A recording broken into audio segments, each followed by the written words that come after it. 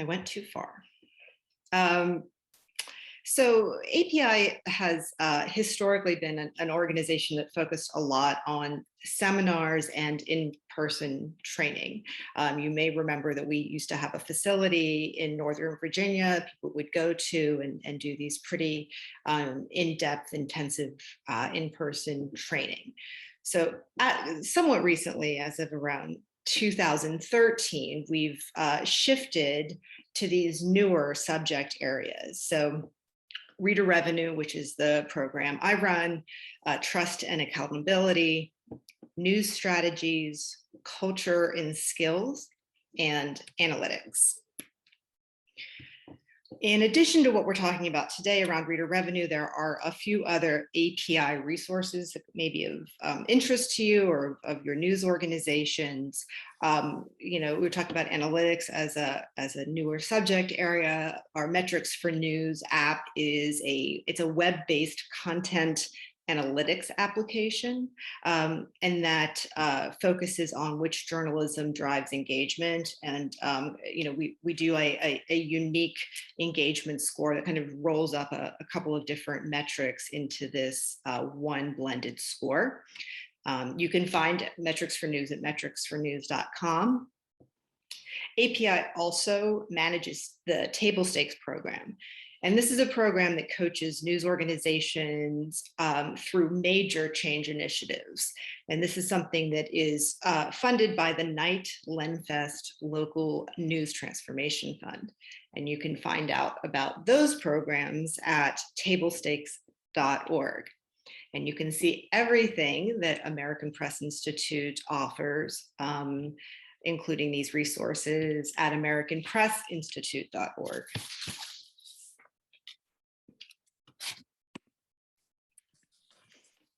So for our agenda today, a few housekeeping items about how we want to interact with the webinar today. Our intention here is that this is just as much of an opportunity to ask questions as it is for Eric and Pat to share some of what they've been doing in their respective organizations. So we've all been using Zoom for such a long time. I'm sure we're familiar, but we're going to be using the chat function in Zoom to ask your questions. And I do have a couple of API colleagues who are on hand who are going to help with that moderation and helping me out today as well. So before we get to hearing from our experts from Newsday and Spokesman-Review, I want to talk a little bit about retention and why we're even talking about it and kind of how we got here. If you've worked in circulation, and I did, this leaky bucket concept is probably familiar for circulation. We did notice, though, for digital subscribers, there's definitely kind of a definite focus on going towards acquiring new subscribers, whether it's running towards a monthly or quarterly goal and kind of really having kind of this singular focus around acquisition. But really, and we know this, it's just as important, if not even more important, to engage and retain these new subscribers. So one of the things we did is earlier this year, we published the results of a retention study that detailed the different retention strategies that publishers were using. This is another resource that's available on our website, and here's a smaller link to it so you can find it easily. This study explored 9 strategy areas and almost 40 individual tactics. Anything from engaging and onboarding new subscribers to using analytics to identifying customers who are at risk of cancellation. In addition to finding out what publishers were or were not doing, we also asked them to rate their organization's proficiency at each of these 9 strategy areas. And we asked them to rate the level of value that they had for their organization. Asking this, we were able to see, or we were looking for, actually for potential gaps or needs that publishers might have based on that gap. For example, if there was a strategy or tactic that is valuable to organization, but the proficiency is low, there could be opportunities for resources or training or other programs. This webinar actually is a direct result of like looking at those gaps and seeing what might be a need for folks, and in way of bringing experts. So this is where we brought our experts together today to share some of the successes they're having. So I am going to introduce Eric from Newsday, and I'm going to let him take it away. But Eric is the Director of Acquisition and Retention at Newsday, serving most of Long Island, which is, if you're not unfamiliar, part of the New York City metropolitan area. In his role, Eric is responsible for all marketing activity related to customer acquisition and retention across all marketing channels. This includes email, social media, direct mail, telemarketing, live events, partnerships, and affiliate marketing.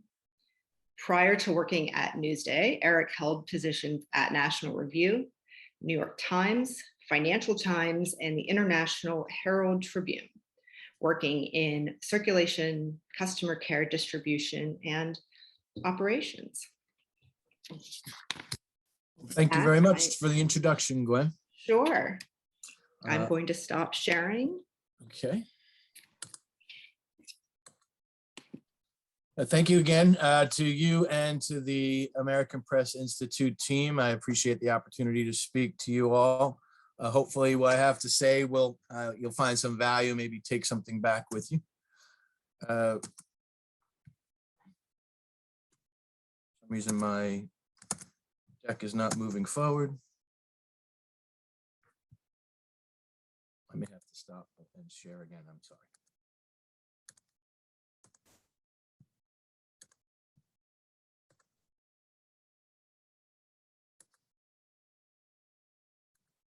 Can you see that?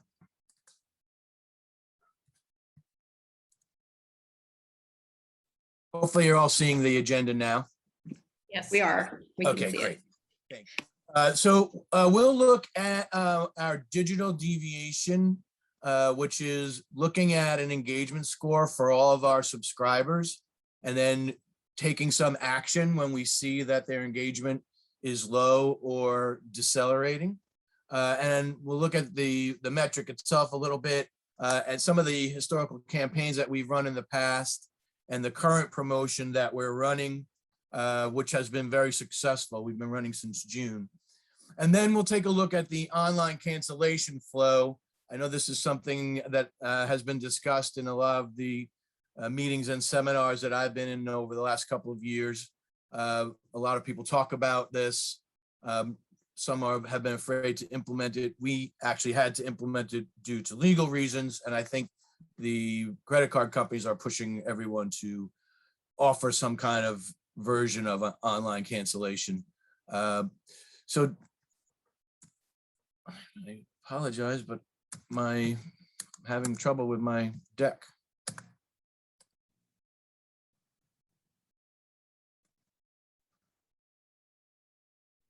Okay, so we developed an engagement score in conjunction with Mather Economics. So Gwen had mentioned metrics for news engagement measure. This is slightly different, although it probably takes into account a lot of the same metrics. We look at the number of visits per given time period, views, sessions, time spent on the site, and content, especially as it relates to going from one vertical to another. So we see if someone's consuming more than one type of content, that shows higher engagement. And then we want to take that score and leverage it using different treatments in order to affect positively the attitude of the subscriber. And we've been doing this kind of marketing activity for a number of years, going back probably about 4 years, maybe even 5, where we looked at people's payment behavior, and we saw deviation in the payment behavior. We would add an extra touch point to the subscriber, and that has worked very well. Over the years, we've rolled this out to engagement as well as churn score. And we've used a variety of methods. The most effective way has been through email. We've sent postcards. We've also had other sort of surprise and delight campaigns where we've sent out tchotchkes and things of that nature. And we've tried by phone, but it's low contact rate. As I said, email is the best method. And really what we ended up doing is tying this into our newsletter programs, because we find that newsletter subscriptions is really a great driver of engagement and by proxy retention.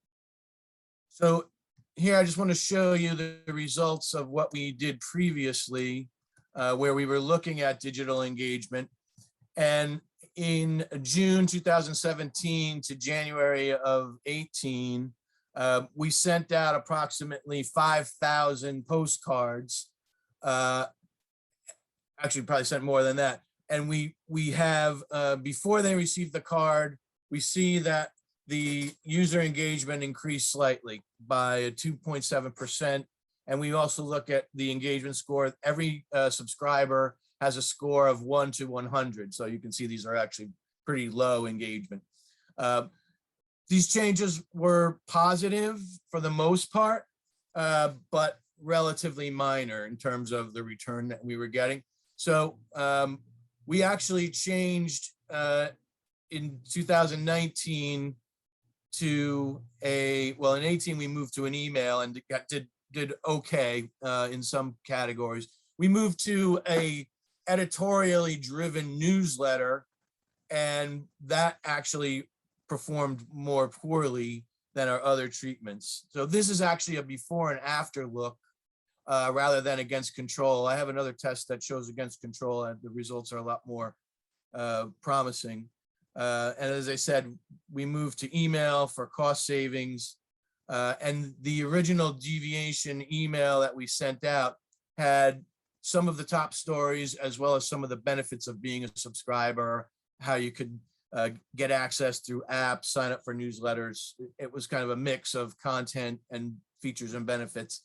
And then we moved to an in case you missed it email, which obviously did not perform as well. So we moved to, and as Gwen had pointed out before, Long Island is made up of 2 counties, generally. I mean, the landmass itself includes Brooklyn and Queens, but we service Nassau and Suffolk counties. So the editorial team curated a couple of newsletters that took top stories from each county, and we sent it to the appropriate cohorts. And as you can see, against control, we did tremendously better. So we're going to go back and look at those other numbers against the control. Those were, like, as I said before and after looks. So what did we do before they got the card? What did they do after? This accounts for any other external variables that we might be experiencing. So bottom line is that, you know, we'll continue to do a lot more of this type of engagement. So I'll move on to the online cancellation flow and how we attack that. I'm sure everyone on this call probably has had to deal with Visa a couple of years ago announcing that they were going to implement a policy that required there was a lot of different stipulations involved there, but the bottom line was it was going to require all people who bought a subscription online or had a recurring subscription to be able to cancel it online. In addition to that, New York State had its own requirements, so we were kind of forced ahead of the game to launch this. So I'll take you through the process, and you can hopefully see why we go through each step. So the way it works is we actually qualify whether or not you're able to cancel online. So subscribers who purchased online, whether that's a print or a digital subscription, have to be able to also cancel online. If you purchase through direct mail or you called in or any other method besides purchasing online, we're not required to offer you online cancellation, although we're having pretty good success with this. So we are considering maybe making this available to everybody. But it's a multiple step process where we take them through the benefits of the subscription. We ask about the pricing and we make them a counter offer. And I'll take you through the flow. This is the first page that they come to. They go to their subscription dashboard and they click on cancel subscription and they come to this page. If you were not eligible to cancel online, you wouldn't have this continue to cancel button. We would just show you the phone number. At this point, 82% of the people in the flow that are eligible to get this page quit the flow. So we have some internal discussion and we're doing a deep dive on all of this as to, is that a save or is that something else? I'm going to call it a deflection because we deflected them from stopping in the process at this point. The next page is sort of a fear of missing out. We also, when they want to cancel, we let them know when their subscription ends. So if you're paid up through the end of the month, you're going to get service through the end of the month. And then we surface all the issues and think all the benefits that they're going to miss if they continue to cancel. Then we ask them why they want to cancel. And I forgot to point out, as I said before, most of the people drop off in the first step. We lose 9% of the people in this step. And when I say deflection, they either click change my mind back or went to some place else on the website or left the site completely. Then we give them an offer. We have a rate table that's stored in a database online that looks up what their current offer is or what their current rate is, and then generally gives them a discount of about 35%. We don't see a lot of people taking this up. We think there's a lot of opportunity to tweak the rates here. We see about 2% of all subscribers actually taking a save offer. We give them one last chance to accept that offer or to continue to cancel. And we do see a larger number dropping off at this point, although not necessarily taking the offer. And then if they cancel, they'll get this page. And if they don't, they'll get this page. And here's kind of how it breaks down. You can see the flow at the top on the left are all the people that click the cancel button. Of that, we see 26% are not eligible to cancel online, and 74% do continue through. Here's the cancellation start online. As I said, we see a lot of people just dropping off on that first step. And 87% of the visits to the flow do not cancel in the session. That's that number down in the third box.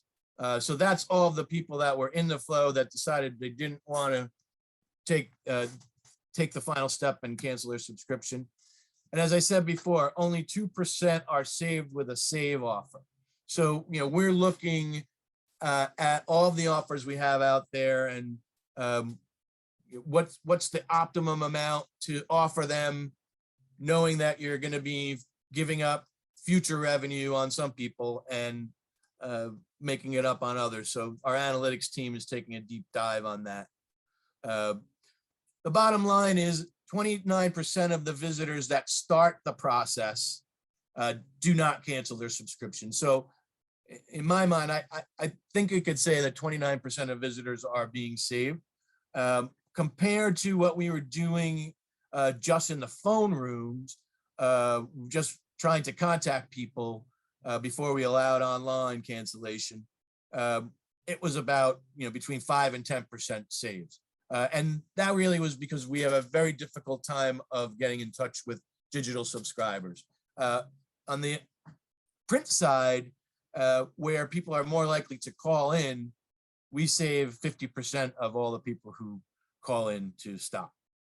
So we think that there is definitely room for improvement in this flow. So as I said, the cancellation flow is performing better than we expected to. We were very cautious about rolling this out. We did think that it might result in more stops, but we cannot see that there were any more increase in stops than we had before, although we did see a lower call volume in the call center, so maybe it relieves some of the pressure there. As I said, we're not seeing very effective save offers. We actually moved today to, I'll go back to what Gwen said at the beginning. We are one of those newspapers that had a very low introductory rate and has taken on a lot of new subscribers in a very short period of time. So we have a lot of pressure on retention.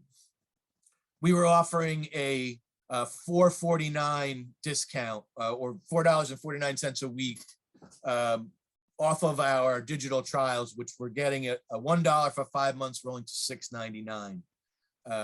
So we are going to try $1.99 and see where that goes. And then after that, what we really want to do is create a dynamic pricing model that would be based on the digital engagement. So we're thinking, it's very early days, break everyone into 4 quartiles and then stagger that discount. So someone who has very high engagement, we wouldn't offer a discount or a very low one, whereas somebody getting very low engagement, we might offer them $1 a week or something like that. We're also working on chat bots and adding chat to our customer service. And we want to add that to the cancellation flow, especially for those subscribers that don't have the ability to cancel online. We do some screen recordings, and we see a lot of frustration online with people not being able to cancel when they click that button. And I said before, we were taking a deeper dive, so we better understand the behavior. What are the choices that they're making in terms of the reasons they're giving us for stopping? Can we do better on pricing? And I said before, we have a stretch goal of saving 50% of our digital subscribers in the online cancellation flow, at least by the metrics that I spelled out. That's the end of the presentation. Happy to answer any questions. Thank you, Eric. I loved all the details. I love that we're able to really kind of get in the weeds, as we like to say, about each of your programs. So I'm excited to go deep. I do have some questions that I actually am able to see in the chat. So I am going to read them. I have a question about a benchmark. Someone's asking, what would be a good benchmark for your engagement score overall? It's all relative. I'm not sure how to answer that question. I guess it's a 1 to 100 score. So like a 75 or better would be someone who's not really in any danger of churning out. At least we wouldn't expect them to. But it's relative to each subscriber. So what we look at really a lot is accelerating or decelerating scores, right? So if we see an engagement score that was at 60 and that goes to 40, that's probably worse than someone who's at 50. Right. And we do the same thing with churn score. We have separate treatments for people whose churn score has increased from month to month. Yeah. I have an opt-in permission question. So the question is, how do you get opt-in permission to send the newsletters? Are you doing a blanket opt-in for subscriptions for all the emails? In our onboarding process, we opt in everyone into 2 emails, a morning update and a breaking news email. And then in that onboarding process, we have a card that allows them to sign up for other subscriptions. Generally, it's all organic, although we do force people onto some of these emails and seed the list. From a legal perspective, I think we're allowed to add an existing newsletter subscriber to another newsletter list as long as we give them the opportunity to opt out. So we do some of that, especially when we launch a new email newsletter. Generally, though, we promote them, online. We have exit intent ads on our site. So if you're leaving a section front or an article, it'll say get more info on sports or business. And we run email ads to existing subs all the time as well. Great. Let me see. I think we might be to a point where I may want to stop for a minute and then let Pat do her part, but we are getting more questions for you, Eric, but I want to save them till the end a little bit. So if the question wasn't one of the ones I read, fear not. It will still be it's still able to be included in the in our discussion. So I need to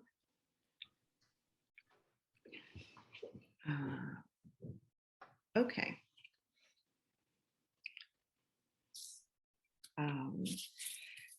Pat, before you start, let me introduce Pat before you jump in. So Pat Leader is the Director of Audience and Consumer Revenue at the Spokesman-Review. Pat joined the paper in Spokane, Washington in July of 2014, and she is responsible for digital and print audience growth and retention, marketing database, operations, and customer service. Prior to moving to Washington State in 2014, she was at the Baltimore Sun, which is a Tribune paper, for more than 13 years. Her most recent role at the Sun was manager of consumer acquisition and retention for the Baltimore Sun and their suite of community newspapers. And she started her career at the Capitol, which is the infamous now local newspaper in Annapolis, Maryland. And welcome, Pat, and take it away. Thanks, Gwen. Thank you very much for having me. I'm going to start out by saying that the Spokesman-Review has had 3 attempts at launching a digital pay meter. The first 2 were miserably failed. So this last one is 2 years old. And when we began, we had about 3,000 subscribers who basically were subscribing to the e-edition. And we've grown that to 10,000. So our acquisition efforts have all been on the subscriber circulation side, and we're pretty pleased with what we're doing. We have lots more to learn, and we're hoping to learn from all of you. But today I was asked to talk about our engagement and retention, which I actually think engagement and retention are the same thing. So we, like Eric, have a robust email program, and what I'm going to talk about today is that program. So let me go to the next slide, hopefully. There we go. So this is kind of the overview. We have an onboarding program with email that starts at day 1 and goes to 105 days. We are doing an A/B test, so the statistics that I show you will be comparing those who were not part of the program to those who are. We have a digital journey and a print journey. I'm going to be sharing the digital journey today. And you can see that we've decreased churn, we've increased engagement by 10%. And that's what we believe is the key, is engagement. This first email everyone receives, and this is pretty much your receipt, right? So it talks about when you're going to start, what you've chosen, how much you're paying, and then we give you the terms of service, the way to contact us, that sort of thing. And you can see it as a great open rate, 41%. The second letter or email is also sent to everyone. We feel that it's important that everybody sees these two pieces. This one is a letter from our editor, Rob Curley. Some of you may have heard him speak. He's a very dynamic speaker and he's a very enthusiastic editor. This goes 2 days after the start and just kind of, you know, supports people's decision to subscribe and get local journalism. And then this one is our welcome guide. And we are finding that our customers, even if they've subscribed to digital, may not necessarily be fully digitally competent like many newspaper subscribers. A lot of them are over 50 years old, some of them are over 70 years old. So we spend a lot of time trying to walk them through what we have, what they're getting with their subscription, and how to access it. This particular one goes 7 days after the start. And again, it has a nice open rate, almost 35%, and a click-through rate of 5%. You can see we're getting a lift in retention of about 2%. This one is, again, another one of our sort of education emails. Here's how to use your subscription. Here's what's included. Has a 37% open rate and almost 7% click rate. I've included the link that if you click on the Learn About the e-edition, this is where you will go. And the next slide, this is kind of a snapshot of the top of that page where there's a link to a video about how to use the e-edition and another link about how to use your account management tool. I'm going to play at least part of the e-edition video for you. Hopefully you can see this.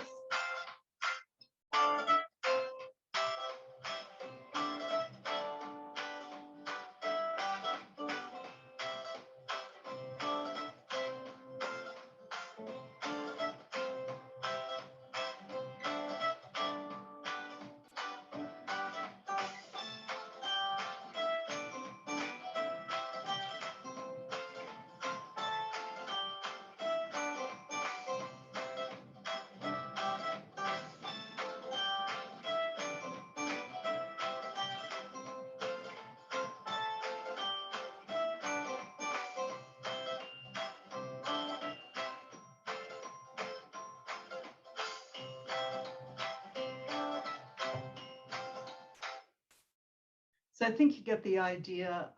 We created sort of a storyboard like you would if you were making a film of each action that a customer can take on the e-edition, and this video walks them through it. On this page, you can also see how to do your account management. And in addition, below this, the bottom of the page, you can sign up for one of our learning sessions, which we hold every month, and we're doing it by webinar, which we used to do it in person, but we found that we get more attendance by webinar. Could be that Spokane has an awful lot of snow in the winter, could be that. So we're doing all of that to just make sure that there are no barriers for customers to take advantage of every piece of their subscription. This slide shows some of the newsletters that we have, you know, everything from sports to entertainment to local news and on and on and on. One of our little benchmarks that we talk about with one of the things that Eric mentioned as well is the use of newsletter being such an important thing for engagement and therefore for retention. And we find that 2 is the magic number. We want people to have at least 2 newsletters. So these emails go to people who don't have at least 2. And we can see pretty dramatic improvement in stops with people who are getting this, subscribing to a newsletter, and now are 6% better in terms of stops. This next one, we send 30 days after the start. We feel like it's a good idea to introduce our customer care team. It is an in-house team. We're a local newspaper, and it's a very tight community. It's a little more personalized to let them see the photos of the folks who answer the phones. And if you click on each photo, it will tell a little bit about that person, a little bit of their personality. And this one is actually improving stops by, again, more than 3%.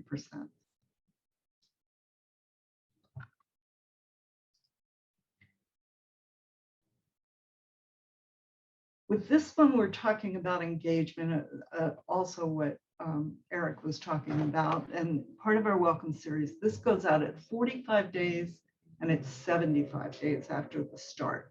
And we're focusing on customers who have downgraded their engagement or disengaged from the point at which they started. And we target them based on the data that we have from our pay meter, what they're reading. So they may get stories about sports if they're NCAA fans. They may get stories about entertainment in the area. Whatever their choice has been, that's what they'll see in these newsletters. And you can see there's a really dramatic lift here in that 8% less people will stop.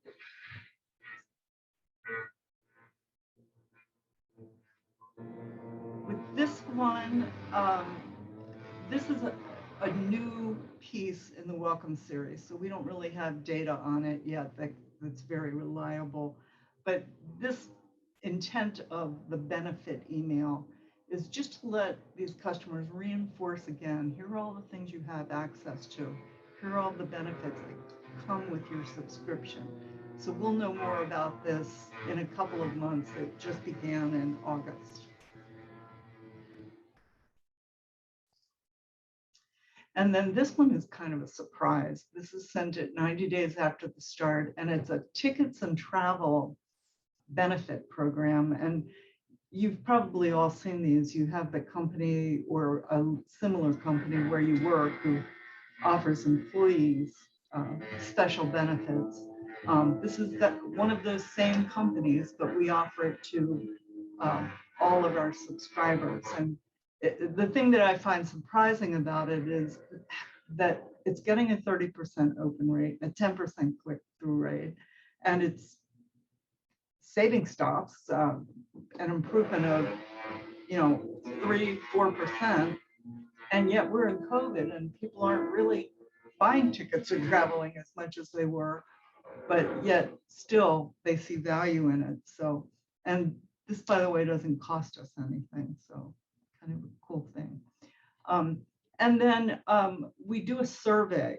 We send this twice, at 50 days and 105 days.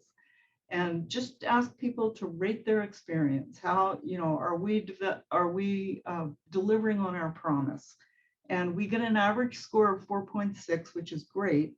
And then we do a personal follow-up via our customer care department. If you graded us 1 or 2, you're going to get a call so that we can help you. Oftentimes it's something they're having trouble with on the digital end that we can help them with. We do the same thing on print, and those are sometimes placement issues, service issues, that kind of thing. So Gwen also asked me to talk about a program that we're doing aside from the onboarding.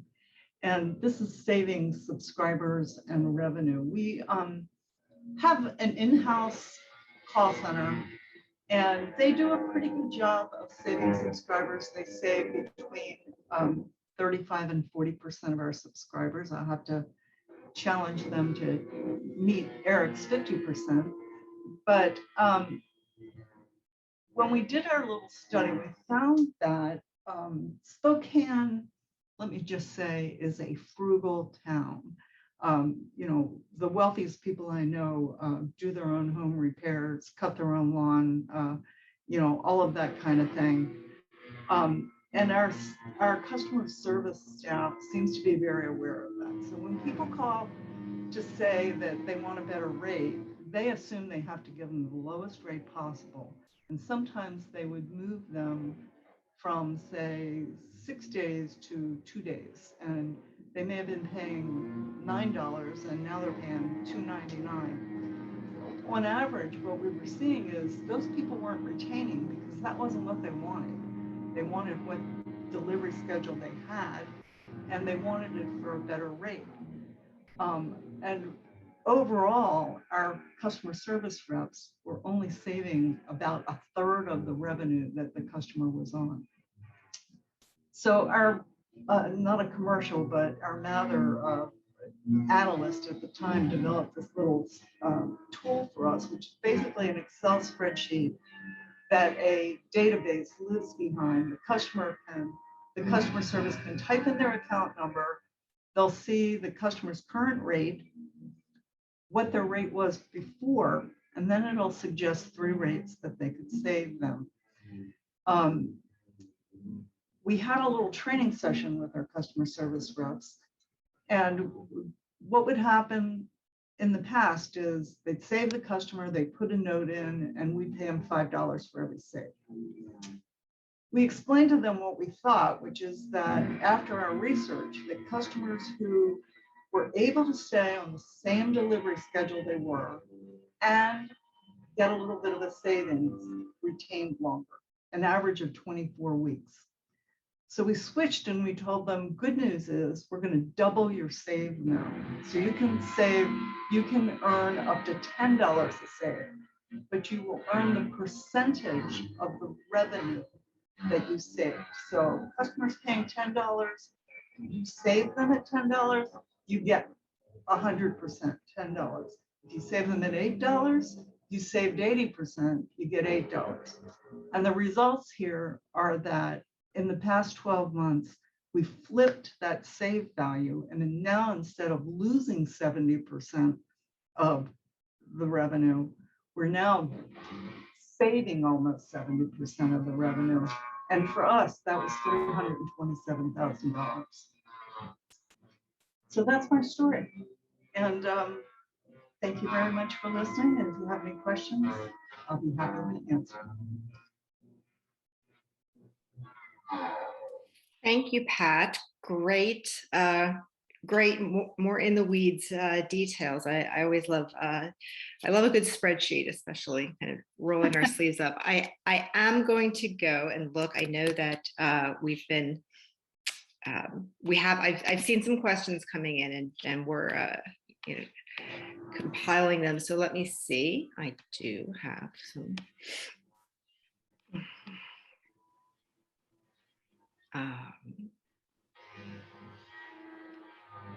Okay. So these questions for Pat came from the chat as you were going through some things. One of the questions is kind of, how do you decide on the cadence and length of the welcome series? Well, as I mentioned, we're pretty new at having a sophisticated pay meter that is having any impact. So we listened to everyone in the industry that we could who had more experience than us. And we came away with the first 100 days as the most important.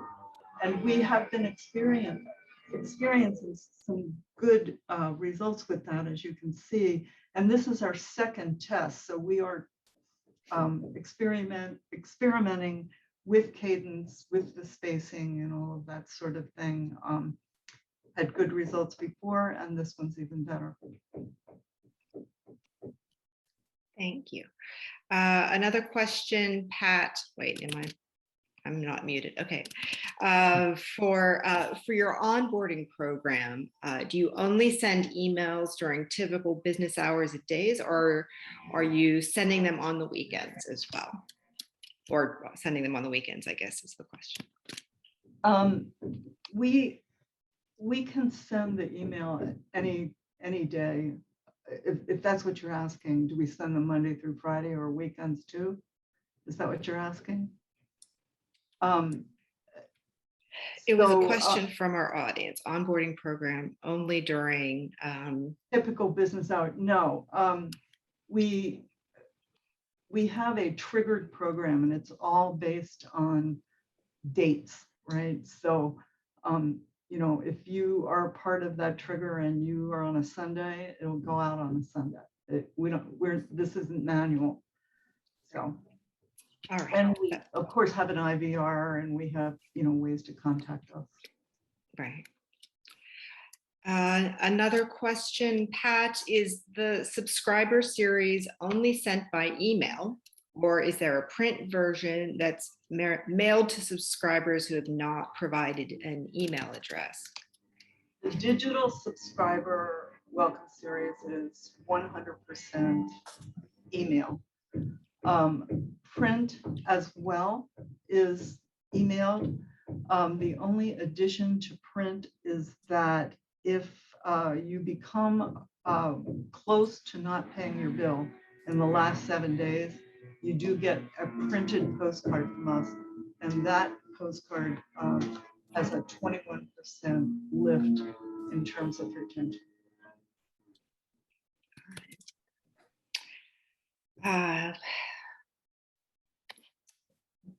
Another audience question, Pat, do all subscribers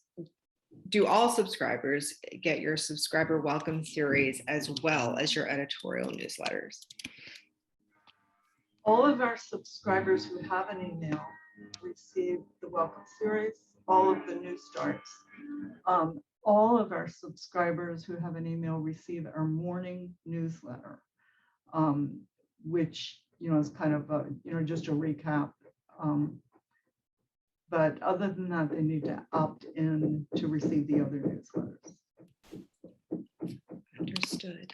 I have a question for Pat and Eric. So Eric, are you unmuted and ready? Ready. The question is, which vendor do you use for pay meters? We get these kind of questions a lot, actually, from, you know, wherever we're talking about revenue, is we get questions about what particular vendors publishers are using. So I'm not surprised this came up today. Yeah, I'll answer. We use the Naviga product, which is now called Engage. We actually purchased a product called Connects, which is the same product, but it was offered by MG2, and MG2 was purchased by Naviga. So now they call it Engage, but we purchased it a year before Naviga bought MG2.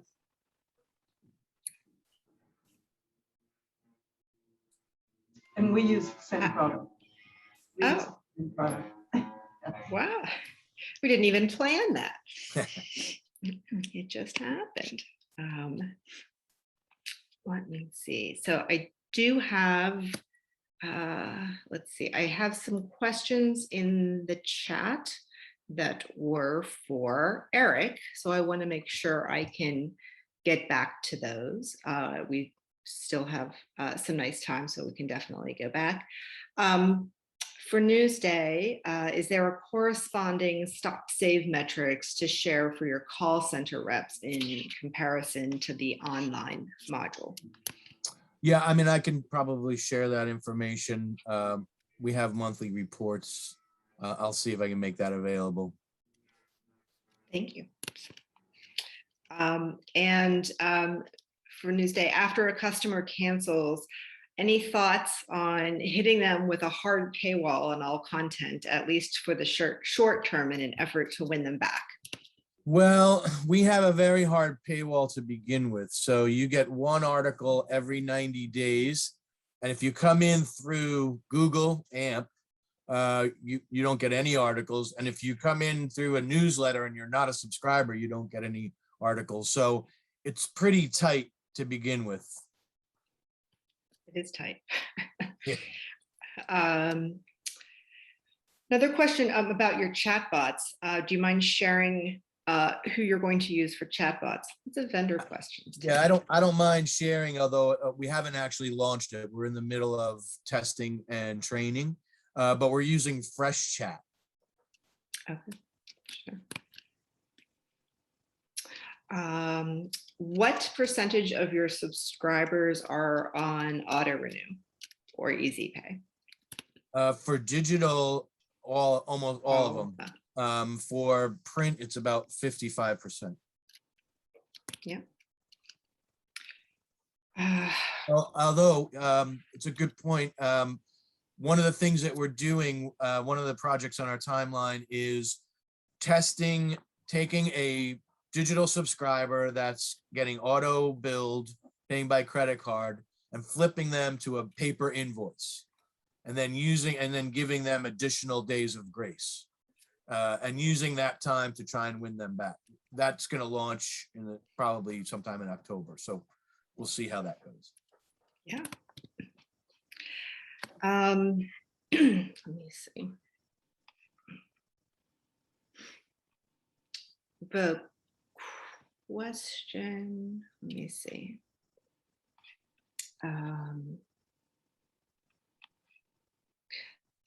There is a question about it's a clarifying question about how you're defining engagement at Newsday. Is it, I know there's a couple of things going into it, and they want to know how you're calculating your engagement score.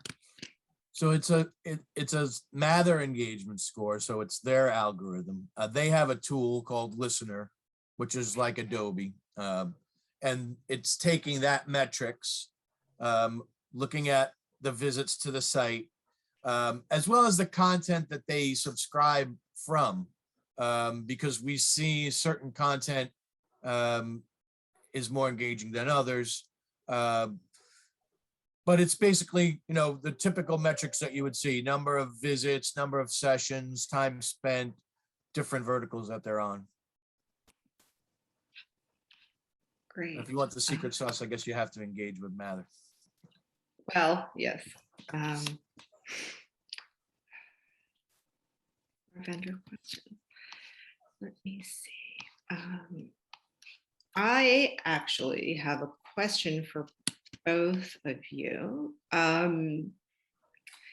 about this is a question I've gotten asked, kind of over the years, but especially with newspapers doing it. And you guys both have this as part of your program, and that's kind of integrating a stop save with your customer care or customer service team.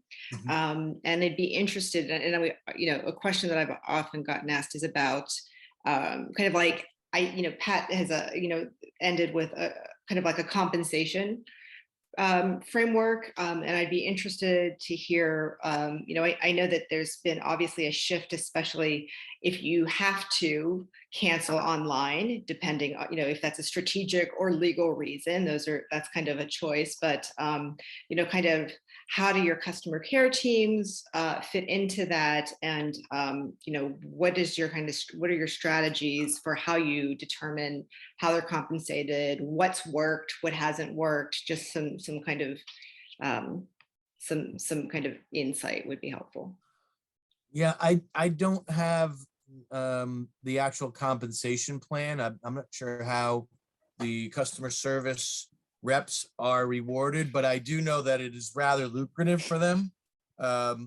And we also do some kind of skill-based routing where we've broken people into teams. So there are some people that are really good at stop saves. So if you're good at it, you get to be put on the team. So there's not only about getting compensation, but it's also the opportunity to get more compensation. So that more of those stop save calls get forwarded to you. So I can get back to you and explain exactly how they get compensated, but I don't have that information right now. Understood.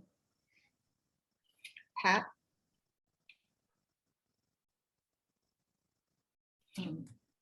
There's construction going on right outside my window, so I'm trying to I hope that nobody can hear that, but I'm not sure what they're doing, but it sounds like they're tearing the bricks off the building. I'm not Oh, really no. Anyway, as far as the online cancellation and how our customer service team is involved, we have asked them to follow up, but it's really difficult to reach people. Probably if you just look at your own habits with, are you home? Do you answer your phone if it's a cell phone call that you don't recognize? And we are about to launch a program very similar to what Eric mentioned at Newsday, which is going online and trying to engage them with why and prevent various different options. So we're hoping for better results with that, because clearly if they're canceling online, we don't get a chance to talk to them. So that's where we are. Yeah, I would echo that. I mean, one of the reasons why we're actually thinking of allowing more people to go to the cancellation flow, or even sending them to it, because we experienced the same exact thing. And it's really with the digital subscribers, much more than the print subscribers. They don't answer their phone calls. They don't respond to emails. They want to be done with it, and they don't want to engage anymore. So you have no opportunity to save them. So I think we actually save more by having the online cancellation. Yeah, save more overall, which is Yes, exactly. is the goal. All right, that actually puts us kind of at a good stopping point. We're about 1 minute before we're done. So this gives me a good opportunity to thank you guys again. Thank you, Pat and Eric, for all of your expertise and answering all of our strategic and metrics type questions. And I want to thank everybody else who's attending. This is kind of the first webinar we've done like this. So we're very excited that it was very well received and attended. And to that note, we will be sending a survey via email within the next day, just to get some feedback. This really helps us shape any future programs or topics, especially around things around reader revenue. So with that, I will say goodbye, and I hope everyone has a great rest of the day. Thank you very much for your time. Have a good day.